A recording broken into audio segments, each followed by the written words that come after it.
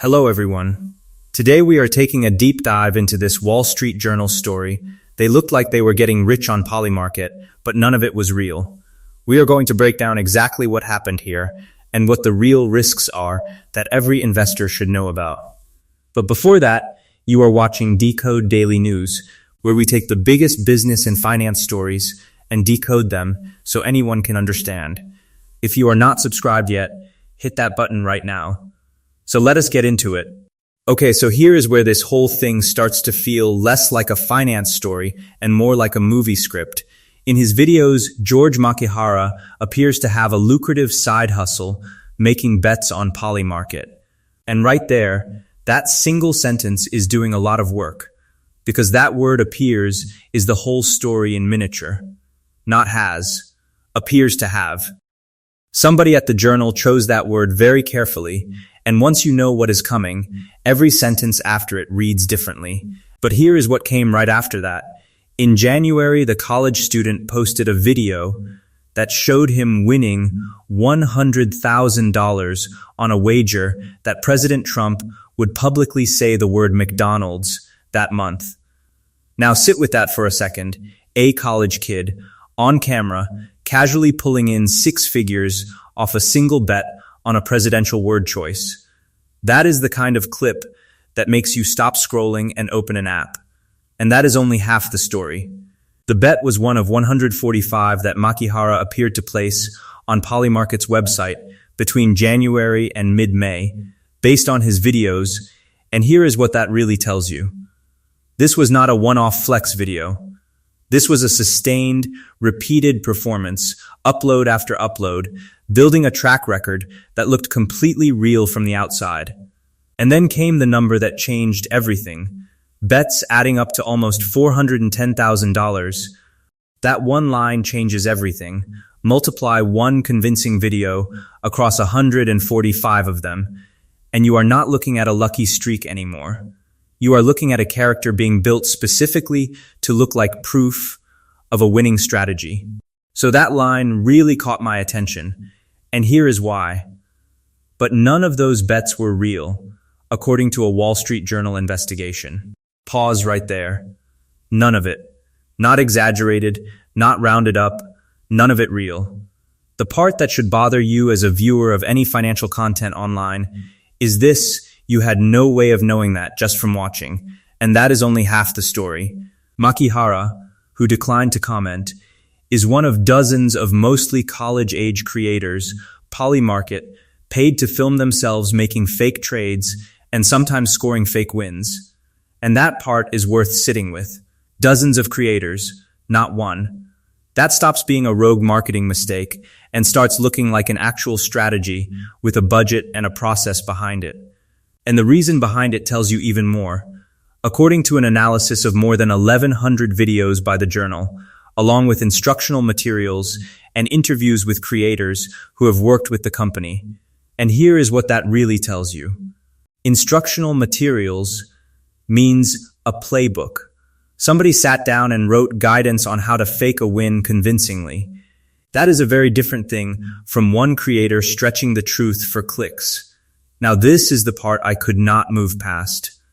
On Polymarket's actual site, more than 50 accounts made the McDonald's bet in January. Public data shows. All of them lost. And think about what that actually means. 50 real people made the exact same bet that made Makihara famous online. 50 real attempts, using real money, and every single one of them lost. The fictional version went viral. That contrast right there is basically the whole investigation compressed into 2 sentences. Here is the piece that reframes everything.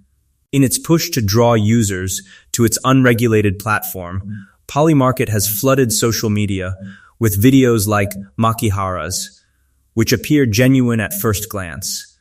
And that is not a small thing. Appear genuine at first glance is doing the heavy lifting there. That phrase admits these were built specifically to survive a casual scroll, not a closer look. And that is only half the story. In reality, Polymarket built near perfect copies of its website, then instructed creators to make simulated trades on those dummy sites and hide that they were being paid by Polymarket. And here's what that really tells you. This required real engineering effort. Someone had to build a fake interface convincing enough to fool millions of scrolling viewers, and then tell people to stay quiet about who was paying them. And then came the response that says it all. The company said it plans to conduct a comprehensive audit of active promotional content. Here is the part that hits different. Notice the order of events there. The audit gets announced after the reporting started, not before. That timing tells you something about what was actually driving the cleanup. Let's see what is written ahead in this same news paragraph. Internal materials show that Polymarket and Virality promote videos showing how easy it is to conduct insider trades on the platform. Now let that sink in. So this was not only fake wins being marketed. The idea of using insider information was being marketed too, like a feature, on a platform that explicitly says it prohibits exactly that. And the reason behind it tells you even more. Polymarket has paid clippers to promote at least 19 videos discussing opportunities to use inside information or other tactics to manipulate markets. And that part is worth sitting with. 19 videos is not an accident. That is a pattern, and patterns usually mean someone reviewed the content and decided it was worth pushing further. But that was just the beginning. A White House spokesman said that there are no conflicts of interest, and that Trump acts in the best interests of the American public. And that is not a small thing. This story is not happening in a vacuum. The regulatory mood around prediction markets has been fairly relaxed lately, and some of the people closest to that mood also have financial ties to the companies involved. So, that is exactly where my take comes in. But real quick, before I give you my take. This video is for educational purposes only, not financial advice. Always do your own research before making any investment decisions. So here is what actually concerns me. This is not really about one platform or one creator. It is about how easy it has become to manufacture the appearance of financial success and sell it as proof of opportunity. Most of us assume there is at least some truth underneath these flex videos. What this investigation shows is that the underneath can be completely hollow, engineered specifically to be screenshotted and reposted, with real effort going into making the fake version more convincing than the real one ever was. So next time you watch a trading win video, the real question is not just whether the person looks skilled. It is whether that video would still exist if the honest result had been boring. If the answer is no, that tells you something important about what you are actually looking at.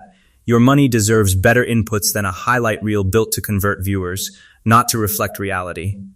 If this kind of breakdown helps you see through the noise, do me a favor and hit like and subscribe if you want more of these. Drop a comment and tell me, have you ever seen a trading win video online that, looking back, felt a little too perfect to be true?